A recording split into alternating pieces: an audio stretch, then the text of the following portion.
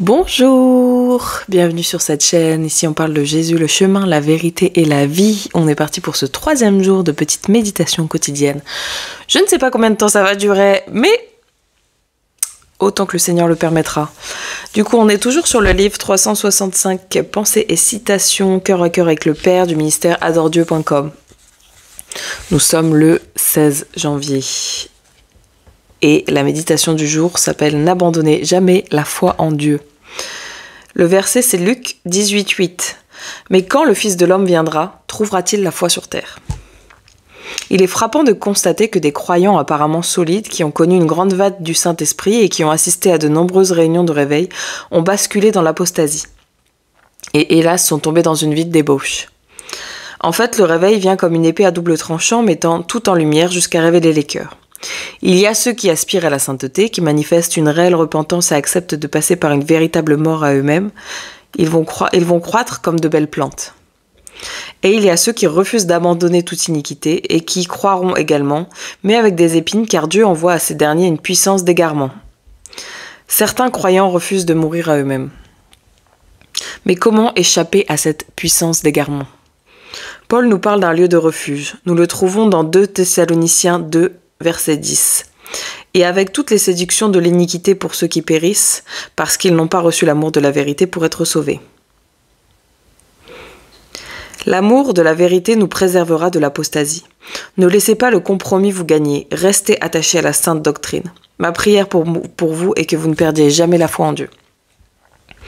Prions ensemble. Père, quelles que soient les épreuves et les séductions, aide-moi à toujours garder la foi.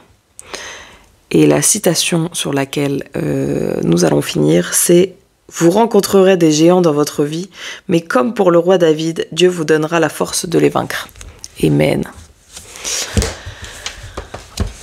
C'est vraiment un temps où nous devons rester concentrés, nous devons rester en recherche perpétuelle de la face de Dieu. Les temps sont mauvais. Dans le monde, là, on va essayer de vous faire gober n'importe quoi. S'il vous plaît, ouvrez la parole, méditez avec le Saint-Esprit pour vous-même. Arrêtez de demander aux gens sur YouTube. Arrêtez de demander à vos pasteurs H24. Arrêtez. Il faut... Là, je pense qu'on est dans une saison où ça devient vraiment dangereux de suivre une seule personne. Je disais à une sœur hier, c'était dans une église... qui a mis tout en place tout un système de cours, de machin, et qu'en fait, tout est estampillé avec le nom de ton église. Il est temps un peu que tu ailles te renseigner sur comment ça se passe ailleurs. Il faut un peu multiplier les enseignants. Parce que t'imagines si la seule façon dont tu connais Jésus, c'est en écoutant les vidéos de Fantine sur YouTube. Tu vas chercher une foi qui ressemble à la mienne. Tu vas chercher une relation avec Dieu qui ressemble à la mienne. Mais ma relation avec Dieu, elle sera pas comme la tienne avec Dieu. Elle sera pas comme celle de mon frère avec Dieu. Elle sera pas comme celle de mes amis avec Dieu. Parce que on est dans des relations interpersonnelles. Jésus, c'est ton cœur qui veut. C'est pas le cœur de Fantine au travers de toi parce que tu répètes ce qu'elle t'a dit.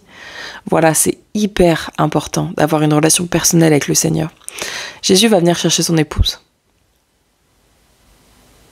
T'imagines, t'es marié avec quelqu'un et jamais vous discutez, jamais vous connaissez. Genre, tu connais mieux ton voisin que la personne que t'as épousée.